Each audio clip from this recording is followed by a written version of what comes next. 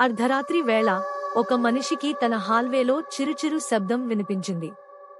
అతను చూసేసరికి ఇంటి ప్రధాన తలుపు పూర్తిగా తెరిచి ఉంది. అతను దాన్ని మూసి బోల్ట్ వేసి తిరిగి పడుకున్నాడు. కాని కొన్ని క్షణాల్లోనే చిరుచిరు ఆ తలుపు మళ్లీ తెరచి ఉంది.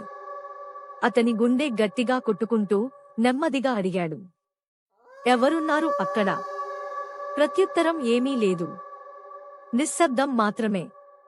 ధైర్యంగా అతను తలుపును బలమైన తాడుతో కట్టివేశాడు. ఈసారి అది మూసి గట్టిగా ఉండిపోయింది. కాని అతను వెనక్కి తిరిగేసరికి ఇంటి మిగతా అన్ని తలుపులు, బెడ్రూమ్, బాత్రూమ్, అల్మారా తలుపులు నెమ్మదిగా తామే తెరుచుకుంటున్నాయి. మరియు ఆ తలుపుల వెనుకని అంధకారంలో ఏదో భయానకమైనది అప్పటికే ఎదురుచూస్తోంది.